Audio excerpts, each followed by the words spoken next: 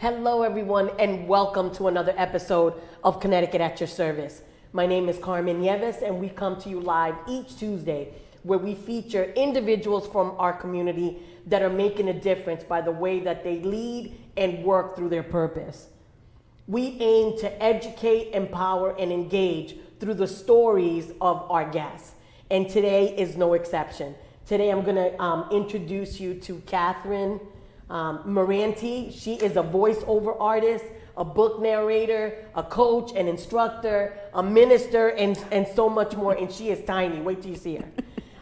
One of the things that I thought was so exciting is that she's done commercials. She's been in radio. She does a ton of stuff for community in the work that she's done for almost 25 years. She's a graduate of the Connecticut School of Broadcasting, and I can't wait to introduce you to her because I anticipate that this is going to be a fun conversation. Kathleen, welcome to the show. I'm so glad that you're here. Oh, thank you, Carmen. I am so happy to be here. I have to tell you, and I've known you for a little bit because you were one of my instructors at the Connecticut School of Broadcasting. And I started to Google you before the show, and I will tell you, sometimes we think we know people and we don't. You are a book narrator. Tell me a little bit about that, and then I want you to tell me about you, but I just thought that was really interesting. I narrate audiobooks, which I thoroughly enjoy. I love reading all kinds of books. Also, I get a chance to work at home, and I like that the best. Does it? I usually go to a website, it's called acx.com. And when people are just starting out in the audiobook industry, I always encourage them to go to acx.com. First, because it's free, which is nice. And there's usually about 2,000 books on this website. So I go in, I pick and choose the ones I would like to audition for. And if the author likes my voice, then I'm hired to narrate. But it's not just narration, it's editing, it's producing. When you are an audiobook narrator, you do it all. And you do it all from the comfort of your home, which is the best part. I just think that that's great. And one of the things was that you did over 60 titles that we're going to talk, more than that, but we're going to talk about that in a little bit. But tell me, how did you get into, is that always what you started to do? I started in the radio business back in 1978, 79. And I went to the Connecticut School of Broadcasting. Strange, and now I'm teaching there because I love it so much. I got hired at WAVZ before I even graduated. And from there, I hit all the little radio stations around the area. After a few years of working local, I went to Nashville, Tennessee. And I became the #1 DJ in country music. Woohoo. And it was a blast. And everyone laughs when I say, I used to cue records. And I go, what is a record? The round things. It was a lot of fun. And my friends and I always say, I'm so grateful that I enjoyed the radio business back before the computers. Computers are very helpful, but we were in the trenches. It was a lot of fun. And then when I got back here, I wanted to volunteer, so I went to chrisradio.org, where I started narrating. I narrate the Catholic Transcript, guideposts. We've done historical books about the women's suffrage. Also, Chris Radio narrates for museums. So when you're going to a museum, and you just press on the button, and you will hear a volunteer explain the exhibit for the people that can't see it. It's a wonderful service. A lot of people benefit from this. I'm very excited. So the Chris Radio audience is who? Chris Radio is for the blind and print handicapped. It's not just for blind, though. It's for people that have arthritis and cannot hold a paper or a book. It's people sometimes that have dyslexia and they can't read. We also narrate not just magazines, but we read sale brochures weekly. So that if you have a handicap and you don't have the newspaper, you tune into chrisradio.org and they will tell you, for example, your local supermarket this is the weekly ad, this is what's on sale, so they can plan, because just because you have disability doesn't mean that you don't shop and you don't have to eat. But ironically, the most important part that people have told me are the obituaries, because you don't hear about it. If you can't read a newspaper, what radio station does obituaries? I think there's one. So if chrisradio.org does the obituaries, so that you know, if you have a family friend, you can contact them. You're not in the dark about the world. We open up the world to everyone. It's wonderful. Does it need some kind of subscription, or anybody can tune in, even people that are visually okay? Oh, absolutely. Anyone can tune in. Back when we first started, the state would give a radio box that was about this big, and you only received Chris Radio on it. But since the computers are here now, they've abandoned that, and you just log on to chrisradio.org. It's an amazing service. I encourage everyone to volunteer, because without volunteers, there's gaps in people's lives that we need to fill. Yeah. And each one of us has a gift. So I like to use my gift, and I have the gift to gab, obviously. We both do, and I think you're just so great. So when you started doing, you were in radio. Yes. And then you started to volunteer at Chris Radio.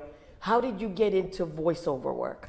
Voiceover work was a natural transition from radio work, because when you're working in radio, you're automatically writing the copy, or what we call copyist commercials, and editing and putting music behind it. So that was just a natural transition, and it opened up a lot of doors, because a lot of people don't know how to write a good commercial. So it does help to have a voice actor who actually is going to write it, because sometimes people write things and then when you try to read it, it doesn't make any sense. So it helps my clients that I can write it and narrate it at the same time. Their commercial. Their commercials. So when you said that that ACX is a website, and that's basically where you can find out who's hiring for voiceover artists? ACX.com is for audiobooks, and anyone who's even thought about narrating should look into this website, because like I said, it's free. I don't encourage people to go start spending money on a lot of websites. Start and find out if it's what you really like.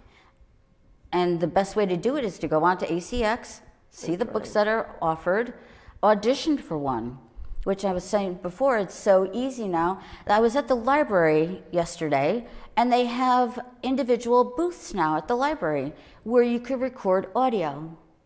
And I was blown away by that, thinking, so many people always say, well, I can't do this, I don't have the room, or you don't have the equipment, kids running around, your spouse is at home, the dog's barking. Now, most libraries have the isolation booths.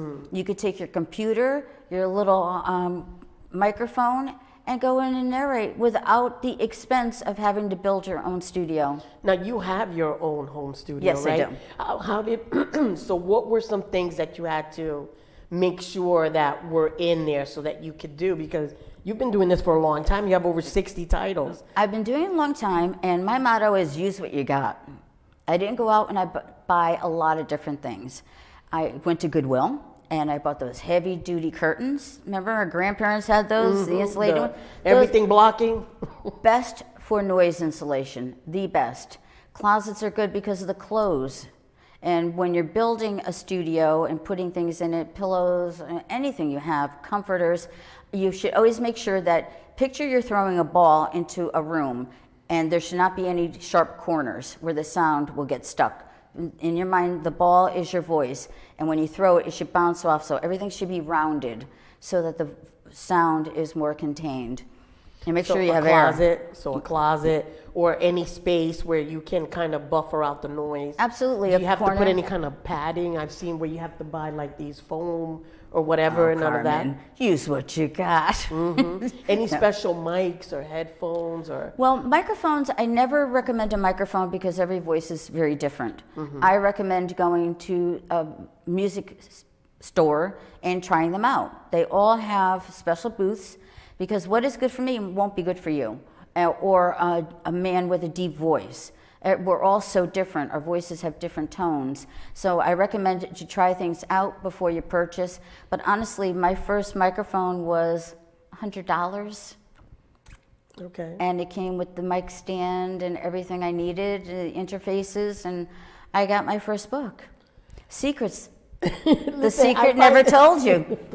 I find it so interesting because I've known you for a little bit, and she's got like 60 titles, right? So I'm looking her up. I'm like, you know, she was telling me that she was like the face of the 70s, and she's writing things like Strong Women. She's writing all kind of books. Yeah, I want to give you. We have like a little slides of some of your books. So I tell us something, because I have so much to talk about. That is so funny.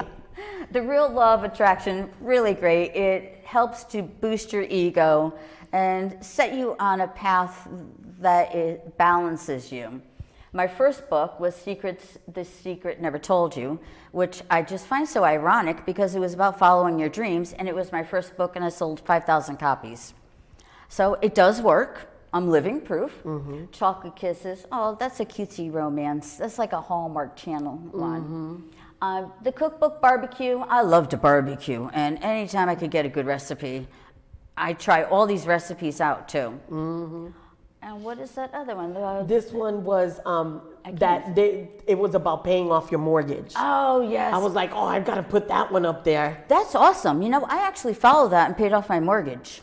It is awesome. There are so many great hints, because sometimes people get overwhelmed. I owe $200,000, $300,000. How do I do this? How do I cut back? There are so many wonderful tips in that. My girlfriend actually downloaded the book, and she paid off her mortgage. That is amazing. It's amazing. A Church of the Holy Child, that is not scary. It's kind of a romance kind of book. Mm-hmm.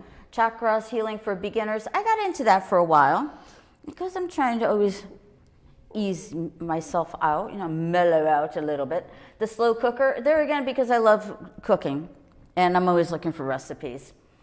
And then Home, that was another great book. I try to find books that I can learn from, I know things about, such as I've done books on archery. I'm an archer. I've been an archer for 8 years. So I narrated a book on that because I understood what they were talking about, and I thought it would help to sell the book. You can't narrate a book if you don't know what you're talking about. And that's also a question people always ask me is, do you read the whole book?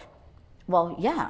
Because you have to read it, and we'll take down the book. But tell me a little bit about your process, because some of these books have multiple characters. Oh, yes, they do. And I remember you in class talking about that you have to like do voices and all of that. So tell me a little bit about your process and kind of developing the characters that you ultimately do the voices for. Well, first I read the entire book, and I get the pictures in my mind. Well, I'm an avid reader as it is. There's so many pictures up there. And I picture in my mind what they look like and what they would sound like. But you don't really get a grasp of that until you read the entire book, because you have to find where the plot is going. I mean, a female could start out really sweet in the beginning of the book and then turn out to be terrible at the end of the book. So you have to find out where that character is going to find out where to put that character's voice. And I always told my students, when you're doing different characters, I always work standing up. It's odd for me to be sitting down. Mm-hmm. You always just change the way you're standing. The narrator, when you're narrating the piece, you always stand in the middle, facing the microphone. If I'm doing a younger girl's voice, I'll move over to the side, to the right, and move my head, because any slight movement is going to change the sound of your voice. I could do lower men's voices. It's hard for men to do female voices because they think they have to be squeaky, which is not the case. Mm-hmm. If you just change your cadence. What's that? The tempo of your voice. You can change the way people hear it. Because you have to remember, they're not seeing you. They're imagining in their head as you're narrating this book. So you have to convey what this character looks like and acts like in their mind also. It's a wonderful process. I can't do the foreign ones anymore, though. I want to hear a voice. Can you give me a voice? Give me an adult and then a little girl, like you said with your. Okay. Okay, let me read something so I can know what I'm doing. I'm going to start with the basics. You may know some or all of the items we will review, plus you can add to your list. It's very important not to wear anything that will make noise, earrings, bracelets, zips, or if you want to get really low, this will be my man's voice. It's not really a man's voice because obviously I'm female and I can't go that deep. Some women can. My range is medium low to young child. And you got to remember also, a lot of people get into this business and they think, why am I not getting work anymore? It's because your voice changes. Not just because you're a teenager, because as we age, our voice changes. So you need to adjust what the books you're auditioning for are. Obviously, I'm not going to audition for an urban teenage voice because I'll never do it. Be realistic about what you sound like. And I always told your class that your voice age is not how old you are, it's how old you sound. Because I've had some students that are very young sounding. And if you close your eyes, you think you're talking to a child, and you open it, wow, it's an adult. And anybody can do this. It takes practice. I think it definitely takes practice and you've gone from such a range of books that it's like, it's like doing books on cannabis. Now that it's legal, I guess you can, but back in the day, doing stuff on food, books like The Perfect Cowboy Daddy. Oh, that was my favorite. I was like, I could just picture you like with these voices. Urban Cowboy. Urban Cowboy. That was another Chocolate good one. Kisses, and I think you've done more than one. Yes. So we've got a call. So let's thank you for calling Connecticut at your service. You have a question for our guest, Kathy. Hi, yes. I just wanted to know what is like one or two books that you would love to do a voiceover for? You Before Me, because I love that book. It's been done by a famous actor, but I really love that book. And anything about a cowboy. I'm a sucker for cowboys. I love it. I could tell from all the titles. Yeah. You were so funny. Any other questions? That was a great question. No, that was all. Thank you. Well, thank you, and keep watching. Okay, bye-bye. So so people, I know that when we were in class, you were like, people have to find what's the type that they do or things like that. And then so you have such a range, but what would be your advice for people that are trying to find? Because, so how do you meet the artist, right? So how do you connect with the writer and say, I'm the one? Like, how does that happen? On acx.com, the authors or the rights holders who is promoting the book for the author, they will put audition out. So they send you a little sample, you download it, you read it, narrate it, record it, edit, and send it to them. If they like it, then they'll get back to you and they'll send you the whole book. After I read the book, I go through with a few questions. If I'm a little unsure of where this character is going or what actually they want it to sound like, then I'll contact the author. Everything's via email. I've gotten one book, Marie White, which was the saddest book, Mothers of Missing Children. Oh, I remember. That was so sad. That. But acx.com is how to find everything. And I encourage people just to get on there. Also, if you're thinking about a job in the radio business, if you have a podcast and you want to refine your voice, if you want to learn how to be a better writer, read other people's stories. Or your own book, or narrate your own. Oh, I did that too. I'm an author also, I forgot to tell you. I'm also an author. I'm into everything. Like I told you before, I am not a 9-to-5 office girl. I am all over the place, but everything always comes back to using my voice and my talent. And, I love this business. You do. Oh, I adore and it. people love you too, because all the students, we all hang out after. So for those that are just tuning in, we are here with Kathleen Miranti, and she is a voiceover artist, an audiobook narrator, instructor, public speaker, And we want to talk about that you're also a minister. I'm a minister So also. how did that happen? Is that a hoot or what? Was it after chocolate kisses? I don't know. Yeah. Actually, my niece was getting married, and she called me up, and she said, "Aunt Kathy, would you marry me?" And I said, "I don't really think I could do that." You didn't tell her you were already married? There. Katie, first of all, when you put a microphone in my hand, you're going to have to wrench it out of my hand because I get carried away. But she said no. She wanted it to be a personal service so that I knew her and her fiance. I love them both. I said, sure. So here again, internet, ding, ding, ding, online, Universal Life Church. I'm a minister. But I had to check with the town clerk because I thought, if I marry my niece and it's not legal, I'm in trouble.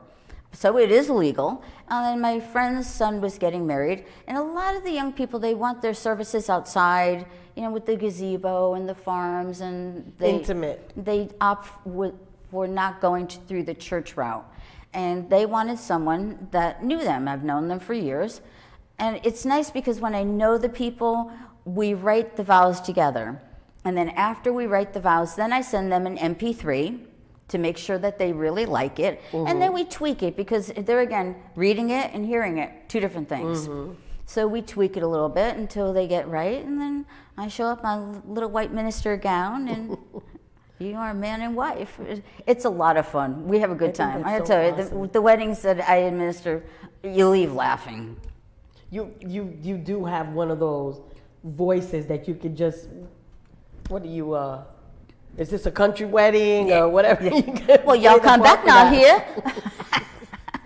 So tell me a little bit about because you're also a public speaker too. So if people were having like a conference or anything like that, so you have done events? Well, you've got me started on that with the Women Empowering Women. Mm-hmm. You're the one that got me started in some of these things, Carmen. Blaming it on you.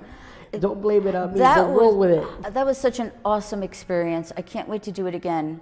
I met so many wonderful, powerful women mm-hmm. that, during the course of our day-to-day life, I would have never met these women. Mm-hmm. And when they were talking about, they wanted to learn how to get up and do public speaking, I thought, well, here's another gig I could do. So. And it's not even audiobooks or whatever, just being able to stand in your truth, use your voice for something powerful, even if it's just, this is what I want to do. And I just thought that was so great of all the different things that you do.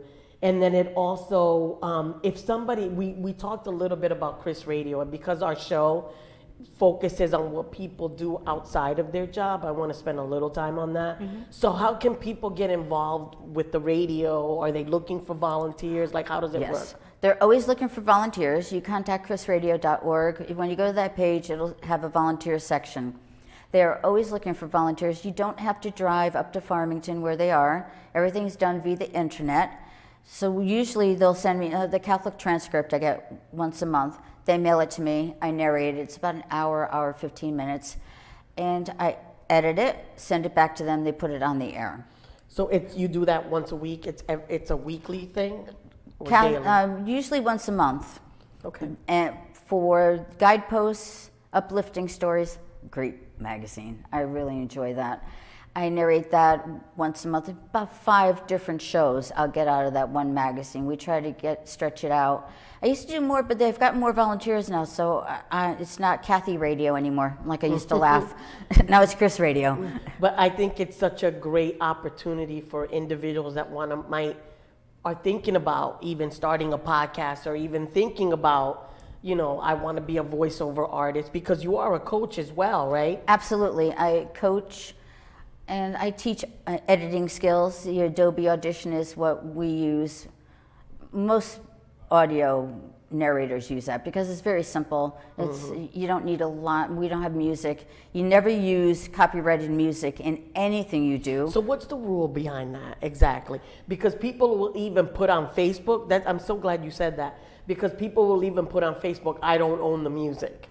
So is there what's the rule? The rule is that you cannot use copyrighted material, no matter what it is. It's plagiarism. And I always explain to people that when I record something, I don't want somebody to take my voice. AI has been doing that. They take people's voice and they reuse it. But that's stealing. My voice is my job. Mm-hmm. So if you use somebody's music, you're stealing their royalties. And you can get fined. Never use copyrighted material. Because I've seen where people will like take, like even the music for us is like music that's allowed, because I never really understood all the pieces. But when we started to develop this show, we were like, well, what music do you kind of like? And then we would kind of like roll out with that. And I was like, oh, I like that song. Oh, I like that graphic that we put together. Yeah. And it was important so that when people saw it, they would already know that it's people that are serving our community, people that are doing amazing things like you with Chris Radio, and all the talent that you have to share that with other people, and marrying people and all the other things that you do. Well, also, there's a lot of musicians, very talented musicians in our local area. If you have a need for a musician, you could go onto one of the websites, LinkedIn or Fiverr or any of these other ones, and there are musicians that will create music for your podcast, because your podcast will not be successful if you are using copyrighted material.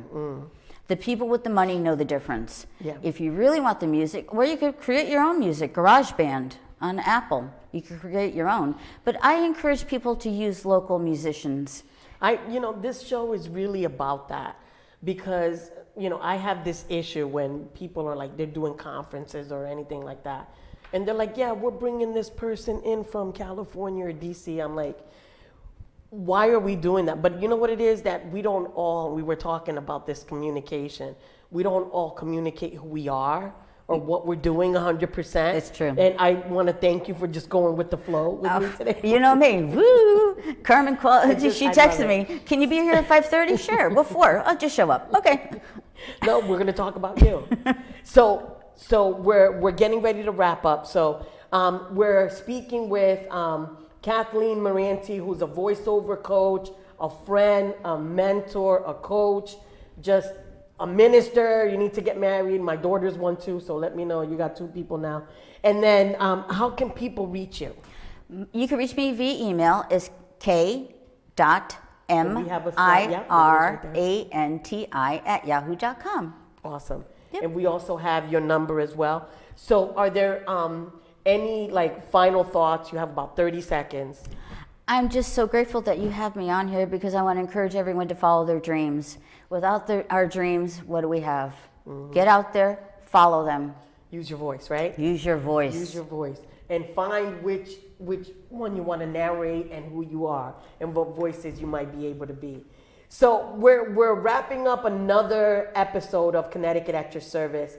And we've got tons of people that we're going to be interviewing. So one of the great things that I do want to share with everyone, that not only is Kathleen one of my guests, but she's also going to be co-hosting and hosting some of the shows. So if you all know people that are amazing in our community and you want them to come on the show, make sure that you're letting us know. We're going to put up our call information on the screen. So we thank you again for another episode of Connecticut at Your Service.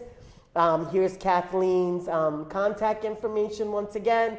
And then we want to share our phone number. Make sure that you stay tuned each Tuesday at 6:30, and we'll see you next time on Connecticut at Your Service.